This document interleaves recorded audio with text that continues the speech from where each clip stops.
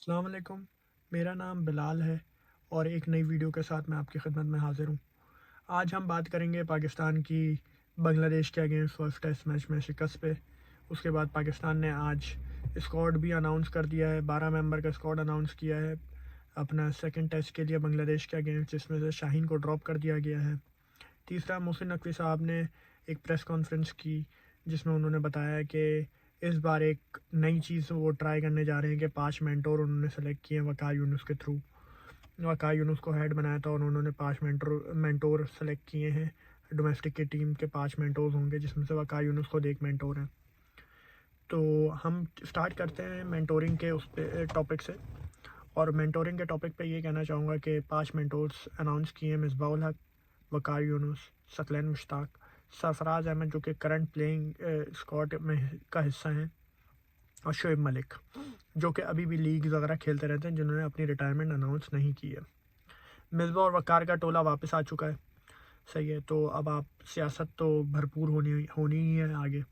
इसके अलावा मुझे ये समझ में नहीं आ रहा कि वक़ार यूनुस साहब के पास ऐसी कौन सी जादू की छड़ी है कि वो हर हर 2 साल बाद, 3 साल बाद, हर 1 साल बाद वो वापस आ जाते हैं। एक बंदा पाकिस्तान का हेड कोच था, अब वो इतना डाउनग्रेड हो चुका है कि वो अब किसी डोमेस्टिक टीम का मेंटोर बन रहा है, ज़बरदस्ती का मेंटोर बन रहा है, सही है। और वो भी ये नहीं कि मोहब्बत में वो कि पाकिस्तान के लिए मुझे कुछ काम करना है तो मैं अगर इतनी मोहब्बत है तो भाई अंडर 16, अंडर 19 में, अंडर 17 में जाके आप कोचिंग करें। आप अंडर एज ग्रुप के प्लेयर्स को क्यों नहीं सिखाते? वहाँ पे कोई भी नहीं जाना चाहता क्योंकि वहाँ पे आपको इतना फेम नहीं मिलेगा, इतना मीडिया आपको वहाँ पे कवरेज नहीं मिलेगी, तो ये चक्कर है। अब बात समझ में ये नहीं आ रही कि वक़ार यूनुस साहब ने अपना इंटरव्यू लिया कैसे होगा। सिलेक्शन से पहले, मेंटोर सेलेक्ट करने से पहले अपना ही इंटरव्यू कैसे लिया होगा उन्होंने? मैं वक़ार यूनुस, मैं मेंटोर, क्या किया उन्होंने? किस तरह लिया इंटरव्यू? क्या क्राइटेरिया था?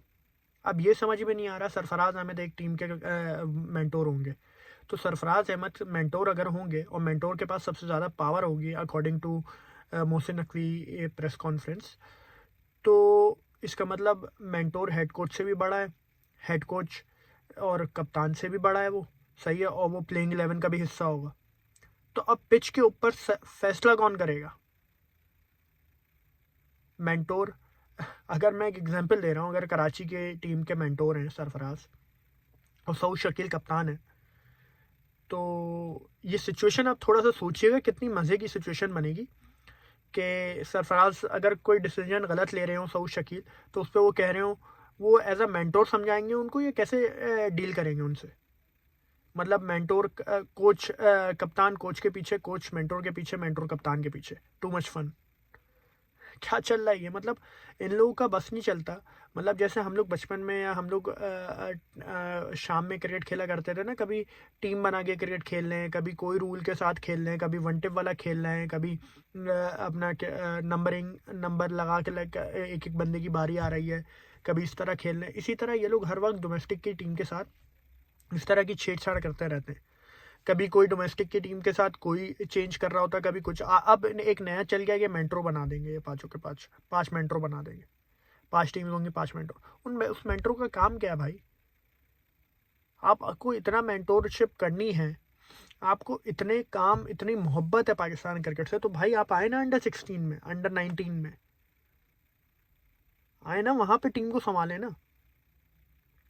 मिसबाउल हक इतने पावरफुल शख्स थे पहले, आज से 2 साल पहले, 1 साल पहले, अब वो दोबारा आ गए। आप लेवल देखें, वो हेड कोच थे। हेड कोच पाकिस्तान क्रिकेट में सबसे बड़ा, मतलब कोचिंग के क्राइटेरिया में, एडमिनिस्ट्रेशन में, कोचिंग के पॉइंट ऑफ व्यू से सबसे बड़ा हेड कोच है, उसके ऊपर कोई भी नहीं है, ठीक है।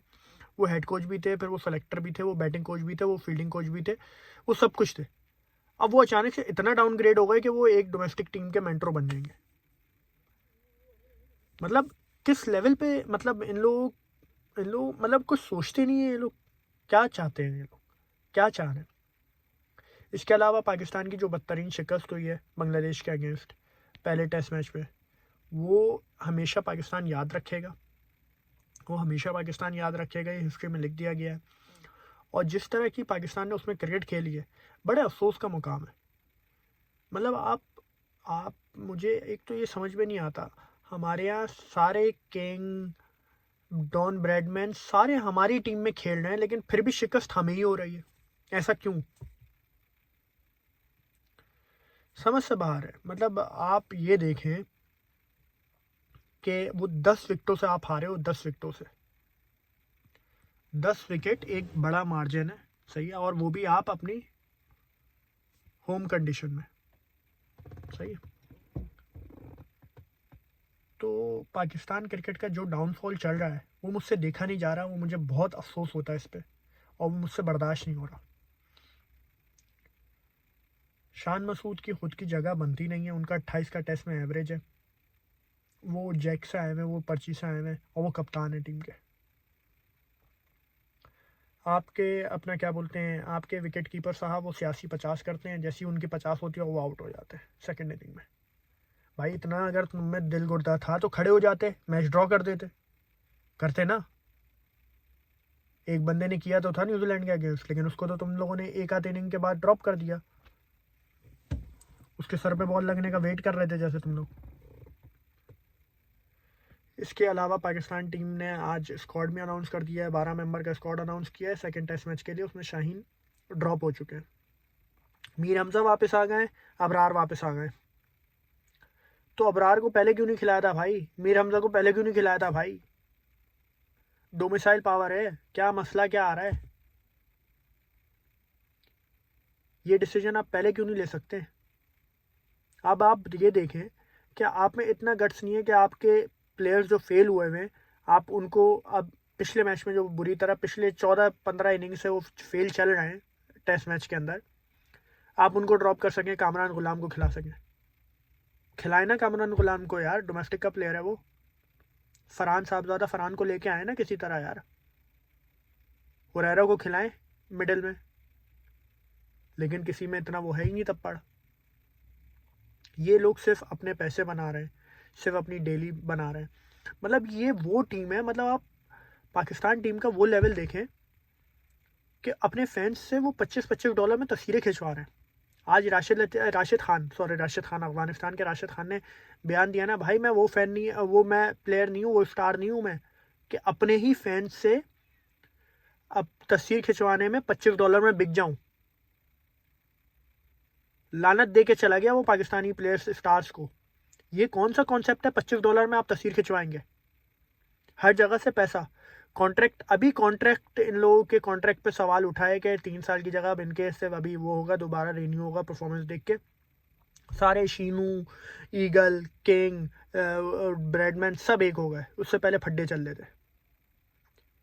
तो कहने का मकसद ये है कि भाई अब बस आपका, अब आप बहुत ज़्यादा आपने कर लिया है, आपने बहुत ज़्यादा इन प्लेयर्स को सपोर्ट कर लिया है। अब हमें आगे देखने की ज़रूरत है। और टैलेंट की जहाँ तक बात है, पाकिस्तान में टैलेंट मौजूद है। हाँ, आप ये कह सकते हैं उस लेवल का टैलेंट ना हो, उस क्वालिटी का ना हो, लेकिन एक टाइम बाद जब आप उनको एक गुड नंबर ऑफ मैचेस देने लग जाएंगे तो वो परफॉर्म करने लग जाएंगे। सऊद शकील इसी से आया है ना, हुरैरा इसी से आ रहा है ना, खुर्रम शहजाद इसी से आ रहा है ना, आमिर जमाल इसी से आ रहा है ना, अबरार इसी डोमेस्टिक से आ रहा है ना, सब लोग इसी डोमेस्टिक से आ रहे हैं ना। तो जब आप अपने प्लेयर्स को, जिनको आपने बनाना होता है, सलमान अली आगा आया ना इसी डोमेस्टिक से, आपने उसको एक पक्का चांस दिया। तो आप जिसको चांस देना चाहते हैं उसको चांस देते हैं।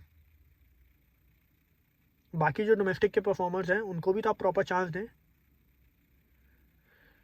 प्रॉपर चांस देने की ज़रूरत है, और हमें अब आगे बढ़ने की ज़रूरत है। ये जो टोला है इससे आगे बढ़ने की ज़रूरत है। ये चंद 4-5 नाम जो हैं इनसे आगे बढ़ने की ज़रूरत है। बाकी वीडियो पसंद आए तो प्लीज़ सब्सक्राइब ज़रूर कीजिएगा, लाइक कीजिएगा, शेयर कीजिएगा, और दुआओं में याद रखिएगा। टेक केयर, अल्लाह हाफ़िज़।